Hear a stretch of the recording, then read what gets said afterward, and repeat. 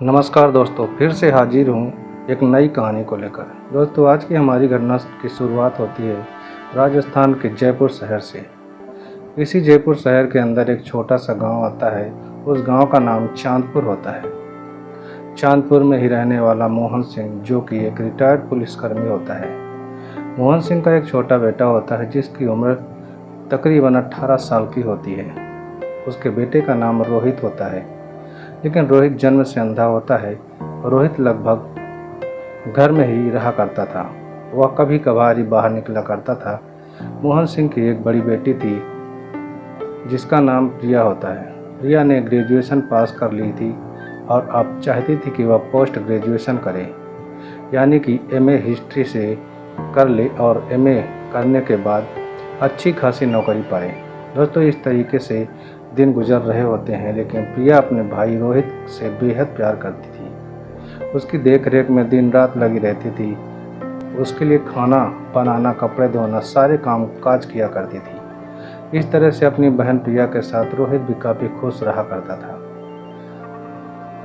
वो दिन आता है जब प्रिया अपने पिता मोहन से कहती है कि पिताजी, अब मुझे आगे पढ़ाई करनी है और यहाँ से करीब 1.5 किलोमीटर दूर एक कॉलेज पड़ता है जो कि सरकारी है। मैं उसमें ही एडमिशन लूँगी ताकि खर्चा कम हो सके और आपके ऊपर बोझ न पड़े। दोस्तों, मोहन सिंह मान जाते हैं और बेटी का एडमिशन उस सरकारी विश्वविद्यालय में करवा देते हैं। प्रिया सामान पैक करती है और अगले दिन कॉलेज पहुंचकर एडमिशन ले लेती है और फिर रात दिन मन लगाकर पढ़ाई करने लगती है। वह सुबह 8 बजे कॉलेज जाती है और शाम को हॉस्टल आकर पढ़ाई करती है।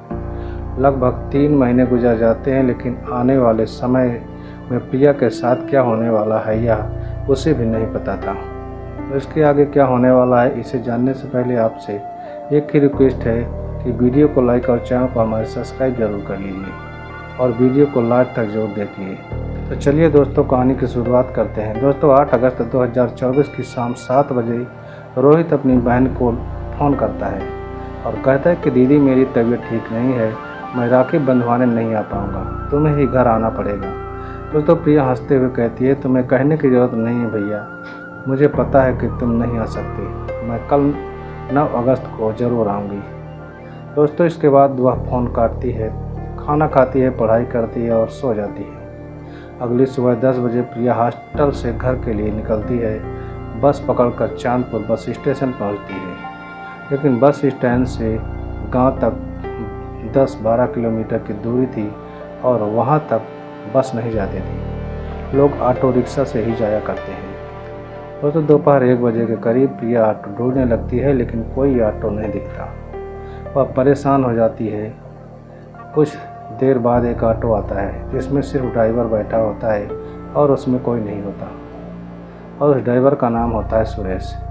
सुरेश एकदम नशे की हालत में था। प्रिया उससे कहती है कि मुझे गांव तक छोड़ दो। सुरेश मना करता है कि अकेली सवारी लेकर नहीं जाऊंगा। प्रिया कहती है कि मैं ज़्यादा पैसे दूंगी।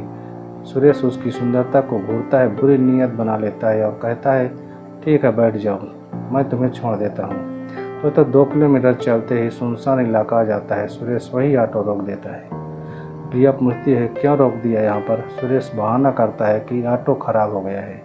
फिर वह नीचे उतरकर थोड़ी देर बाद एक धारदार हथियार लेकर आता है और प्रिया की गर्दन पर रख देता है और कहता है कि अगर शोर मचाया तो जान से मार दूंगा। तो प्रिया डरी सहमी प्रिया को वह पास के गन्ने के खेत में ले जाता है। वहाँ उसके साथ जबरन प्राकृतिक और अप्राकृतिक गलत संबंध बनाता है।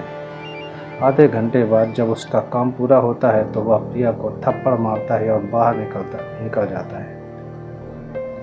उसी वक्त खेत का मालिक, जिसका नाम रमेश यादव होता है, पहले वह सोचता है कि कोई जान पहचान वाला ही होगा, लेकिन फिर प्रिया को फटे कपड़ों में रोते सिसकते बाहर आते देखकर उसकी रूह कांप जाती है और वो समझ नहीं पाता कि आखिर हुआ क्या है। तो सुरेश भागने लगता है, लेकिन रमेश दौड़कर उसे पकड़ लेता है और पूछता है, क्या कर रहे थे खेत में हमारी? प्रिया रोते हुए पूरी घटना बता देती है। यह सुनकर रमेश सुरेश की जमकर पिटाई करने लगता है, फिर उसकी लाठी से सिर फोड़ देता है। उसके हाथ पैर बांधकर पुलिस को बुला लेता है। पुलिस आधे घंटे में पहुंच जाती है। प्रिया से बयान लिया जाता है और सुरेश को गिरफ्तार कर लेती है। थाने ले जाकर उसकी पिटाई शुरू हो जाती है तो वह जुर्म अपना कबूल कर लेता है। चार्जशीट दाखिल होती है और उसे जेल भेज दिया जाता है। भविष्य में कोर्ट क्या सजा सुनाएगा यह तो समय बताएगा, लेकिन रमेश यादव की बहादुरी की जितनी तारीफ की जाए उतनी कम है, क्योंकि उसकी वजह से एक लड़की की जान बच गई थी। हालांकि इस घटना का सदमा प्रिया को काफ़ी वक्त तक सताएगा। तो दोस्तों, घटना के अगले ही दिन पुलिस ने ऑटो ड्राइवर सुरेश को कोर्ट में पेश किया। कोर्ट में सुरेश ने पहले तो अपने ऊपर लगे आरोपों को साफ इनकार कर रहा था, लेकिन पुलिस के पास गवाह भी थी और किसान रमेश यादव उसके बयान के साथ साथ खेत से मिली लड़की के कपड़ों पर जिसका DNA सबूत के तौर पर पेश कर दिया गया था। यह सब सुनकर सुरेश का चेहरा उतर गया। दूसरी तरफ प्रिया, जिसके साथ यह घटना हुई थी, उसको पुलिस ने महिला संरक्षण में रखा गया ताकि वह मानसिक रूप से संभल सके। वहाँ पर काउंसलर भी रोज उससे बात करते क्योंकि वह सदमे में थी और किसी से ज़्यादा बात नहीं किया करती थी। प्रिया के घर वालों को भी इस घटना की जानकारी मिल गई थी। उसके पिताजी मोहन सिंह और मां शांति सिंह तुरंत सहरा और अपनी बेटी से मिले। बेटी को देखते ही मां फूट फूट कर रो पड़ी, लेकिन प्रिया ने बस मां का हाथ कसकर पकड़ लिया और कुछ नहीं बोल पाई। दोस्तों, पुलिस ने केस को फास्ट ट्रैक कोर्ट में डालने की सिफारिश की ताकि जल्द से जल्द फैसला हो सके। कोर्ट में किसान रमेश यादव ने डटकर गवाही दी, जज साहब, अगर मैं वहां समय पर नहीं पहुंचता तो शायद लड़की अब तक आपके सामने जिंदा नहीं दिखाई देती। दोस्तों, करीब 2 महीने तक सुनवाई चली। बीच में सुरेश के घर वालों ने प्रिया के घर वालों पर